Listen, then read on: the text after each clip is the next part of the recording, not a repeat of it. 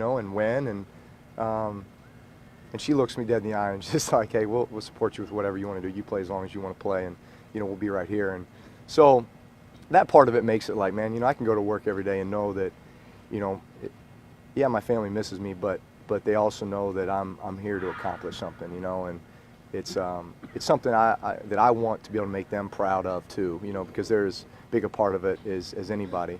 And when I do step away from the game, we'll all know that, man, we gave it our absolute best. We gave it our all, I love the moments I have now where my boys can come to practice and come in the locker room and, steal Lattimore's gloves out of his locker and stuff like that. Like, that's just, like, those are the moments, those are the things that I hope that they remember. I want them to come out and watch guys like Michael Thomas practice. And then I can look at them and say, see, guys, like, what you see on game day happens here every day in practice. Because they all want to be, little stud athletes, right? And so there's just so many life lessons that can be learned from being around this game and being around the guys and being around the locker room. So I try to savor those moments too. But yeah, just, man, enjoy every second of it while we can. Here's a follow-up to that. Game day, home game days. What is it like in the household in the morning? I mean, is the kids a little extra spunk in the family there at 9 or 8 and 9 in the morning? Yeah, I mean, I hear it secondhand from my wife. Obviously, I'm getting ready for the game at the hotel, but yeah, it's pretty much craziness. It's mayhem. They get up and they put their uniforms on, and who knows who they're going to be that day. Just whatever they're feeling. So they go in, they get their unis on, and then inevitably they're playing a game in and around the coffee table. Just waiting for a head to get cracked open or something. Like it's craziness. And usually I hear the stories afterward, but it's just, I mean, they're having the time of their life. They get to watch the game, and then afterward it's basically I come up to the family area in the dome, and there's basically a game taking place between, Ted Ginn's son is in on it, and Bo Lowry, and other people in our organization. And then you take it to the field, and it's kind of like the game after the game on the field too. I'm sure you guys have seen them out there a bunch. So yeah, that's a special part of this too. Drew, we tried last year so hard to find comparisons for Alvin. Yeah. Do you think after what he did last year that he's really just incomparable?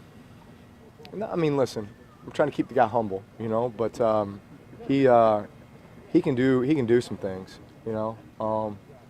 He's made a couple cuts in this camp where I'm just like,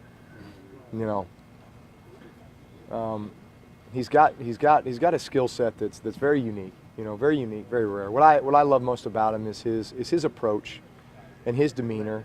I don't think he's getting too far ahead of himself. I think he understands what it takes to be a great player in this league. I think he's got a great mentor, veteran, teammate in Mark Ingram. Mark's traveled a tougher road to get here, I mean, Mark, beginning of his career, bitten by the injury bug, was kind of part of that backfield with Pierre and Sproles and kind of sharing time, but, we weren't quite sure, what we had until maybe year 4 or 5 for Mark, and to his credit, man, he just stuck with it, and he got better and better, and kind of turned himself from being just between the tackles back to an every down back, and maybe things have come a bit more naturally for Alvin, but still there's that process that takes place, with the preparation and everything else. You're never going to win out there just on raw talent alone, and I think Alvin understands that, and I think he's intelligent. I mean, one of the most intelligent guys I've been around, when it comes to just absorbing the game and then being able to go out and execute it, and like tell him something one time, like our communication is really good, both outside the huddle and in the huddle, and just like at the snap. I mean, I'm standing there in the backfield, and we're kind of having these conversations at times. So it's just one day at a time with him. But man, you feel like he's a weapon that defenses have to figure out a way to deal with. Traditionally, defenses have been a little maybe ahead of the offense when camp first starts, but how competitive it is facing this defense right now? Ours, it's very competitive.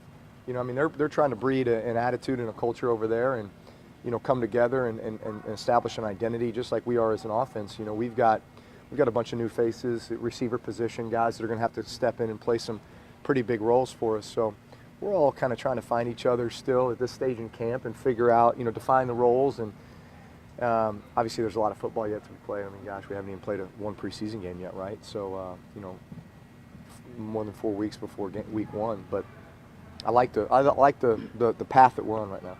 Drew, Andrew Luck talked about how he's leaned